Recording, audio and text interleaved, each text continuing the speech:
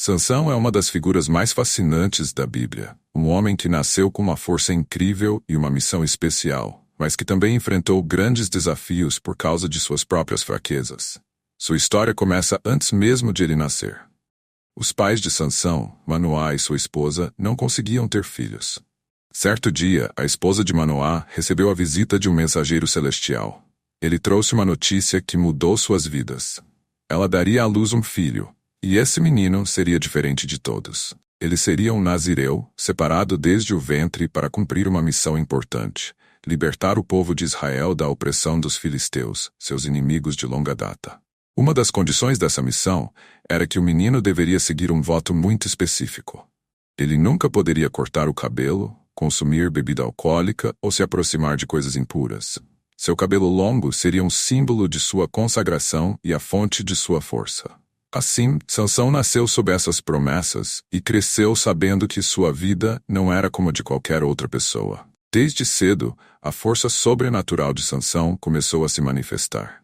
Um dos episódios mais marcantes de sua juventude foi quando ele estava a caminho da cidade de Timna, e de repente, um leão jovem o atacou. Em vez de fugir ou ser derrotado, Sansão, com suas próprias mãos, rasgou o leão ao meio.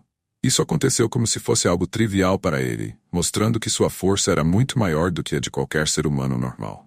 Mais tarde, ele voltou ao local onde havia matado o leão e encontrou uma colmeia de abelhas dentro do corpo do animal. Ele tirou o mel e o compartilhou com seus pais, sem contar de onde vinha. Este é apenas um exemplo do quanto a vida de Sansão era envolta em mistérios e situações extraordinárias. Embora Sansão fosse destinado a ser um grande libertador de Israel, ele era também um homem de paixões intensas. Um de seus grandes erros foi se deixar levar pelos desejos e se envolver com mulheres filisteias. Isso levou a uma série de conflitos e emboscadas. Em uma ocasião, quando seu casamento com uma mulher filisteia deu errado, Sansão foi traído por seus sogros, e isso o deixou furioso. Para se vingar, ele capturou 300 raposas, amarrou tochas em seus rabos e as soltou nas plantações dos filisteus, queimando seus campos de trigo, vinhedos e oliveiras. Isso causou uma destruição massiva e aumentou ainda mais o ódio entre Sansão e os filisteus. Outro momento em que sua força foi posta à prova aconteceu quando os filisteus planejaram prendê-lo na cidade de Gaza. Eles cercaram a cidade, esperando que ele saísse ao amanhecer para capturá-lo. Mas em vez de esperar até o amanhecer, Sansão se levantou no meio da noite, foi até os portões da cidade e, com sua força incrível, arrancou os portões inteiros, incluindo as trancas e os batentes, e os carregou até o topo de uma colina. Esse ato simbólico não só humilhou os filisteus, como também demonstrou mais uma vez o poder que Sansão possuía. No entanto, o ponto de virada na vida de Sansão veio quando ele se envolveu com Dalila, uma mulher que se tornaria sua ruína. Os filisteus, desesperados para acabar com Sansão, ofereceram a Dalila uma grande soma de dinheiro se ela conseguisse descobrir o segredo de sua força. Dalila, aproveitando o amor de Sansão por ela, começou a pressioná-lo constantemente para que ele revelasse sua fraqueza. No começo, ele resistiu, inventando várias histórias falsas. Mas, com o passar do tempo, a persistência de Dalila venceu e Sansão finalmente cedeu. Ele lhe contou que o segredo de sua força estava em seu cabelo, que nunca havia sido cortado desde o nascimento. Naquela noite, enquanto Sansão dormia no colo de Dalila, ela chamou um homem para cortar suas 7 tranças. Quando Sansão acordou, ele não sabia que sua força o havia deixado. Os filisteus o capturaram facilmente, o cegaram e o levaram como prisioneiro. Ele foi forçado a trabalhar em um moinho, uma tarefa humilhante e degradante para alguém que antes havia sido tão temido. Mas a história de Sansão não termina aí. Com o passar do tempo, seu cabelo começou a crescer novamente. Os filisteus, acreditando que ele estava completamente derrotado, organizaram uma grande festa em um templo dedicado ao deus Dagon. Eles trouxeram Sansão para zombar dele diante da multidão. O templo estava lotado, com milhares de pessoas, incluindo os líderes filisteus. Sansão, agora cego e sem força, pediu a um servo que o guiasse até as colunas principais que sustentavam o templo. Em um último ato de desespero e fé, Sansão orou a Deus e pediu que sua força fosse restaurada uma última vez. Ele agarrou as colunas com todas as suas forças e com um grito poderoso as empurrou. As colunas cederam, e o templo desabou, matando a todos dentro, inclusive Sansão. Foi um sacrifício final, no qual ele destruiu mais inimigos em sua morte do que em toda a sua vida. Assim termina a história de Sansão, um homem de força incomparável, mas também de grandes fraquezas. Era uma vez, em tempos antigos, quando o povo de Israel enfrentava um grande desafio.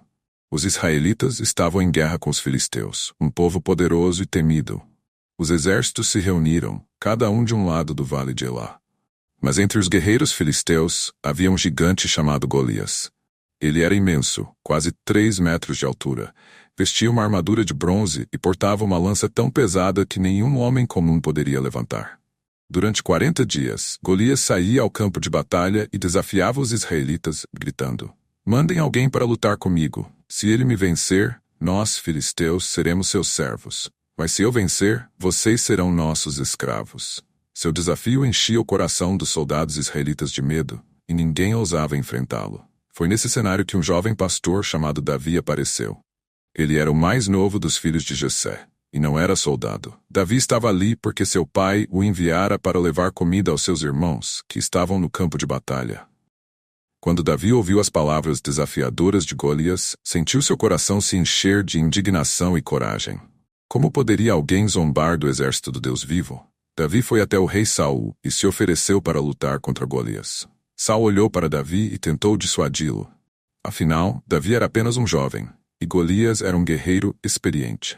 Mas Davi respondeu com confiança: "Eu já enfrentei leões e ursos para proteger minhas ovelhas. Deus me livrou das garras desses animais, e ele também me livrará deste gigante."